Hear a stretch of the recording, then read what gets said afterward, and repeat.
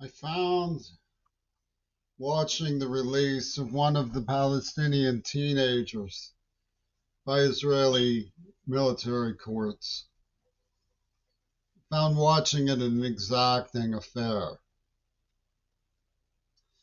They ask him, "Were you treated well?" He's wooden and says, "Yes, I was."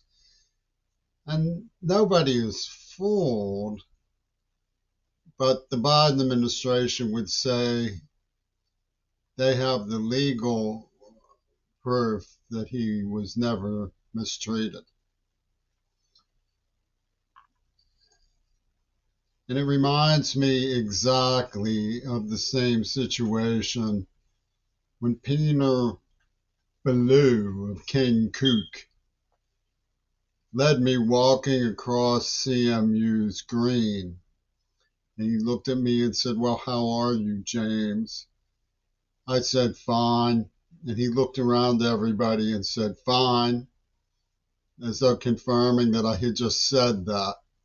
He was, in fact, a raving military Israeli court and Zionist from Frank Zappa's torture chambers. And although no one was fooled, everybody giggled. Why did I not say, "Please help me, I have been tortured"? At that time, I thought I was the only victim, was trying to keep the peace in the community. It wasn't until much later that I became suspicious enough that the East End was committing organized crime, hurting and targeting others in a systematic and organized way, much less suspicious of genocide. That had not happened yet. The rabbit, however, made it the pretext of his entire insane asylum that I was perfectly okay and that no one had ever done anything wrong to me, until it became so insulting to the entire human race that he called in Nosferatu and the Islamo-fascists to say, "Want to make something of it then, queer ball." The sandbaggers profess that they are shocked to discover that the original supernova rave massacre was an atomic threat by the AIDS attackers, targeting the 60s generation who they had misled to the edge of the cliff as lemmings.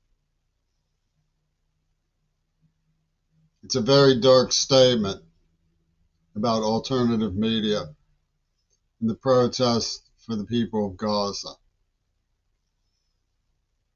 I'm very sympathetic to the people who believe in Islam and Islamic moralism. I have no time for Islamic fascism. I don't think that the Palestinians were unsympathetic to the plight of the generation at risk. Far from it. Many of them became doctors and nurses. I've never been convinced that the martyrdom theater was a good idea. Faith in Islam is all very well, but you don't make a program of ending people's lives gratuitously, as these theater mechanisms allowed.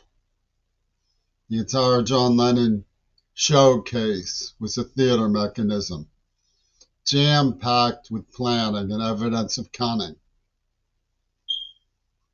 And Ballou said, not, "Are you sure you're really okay, Mac?" He looked around and said, "Fine?" Did everybody hear him say fine? He's fine. Ha ha ha. Fine. Ha ha.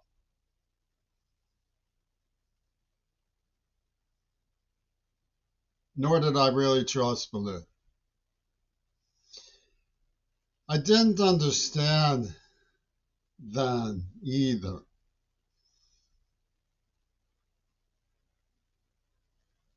that the genocidal mastermind was playing bass for that horrible band. The repercussions of my approaching the people who actually had attacked me continue to revolve around their hysterical allegation,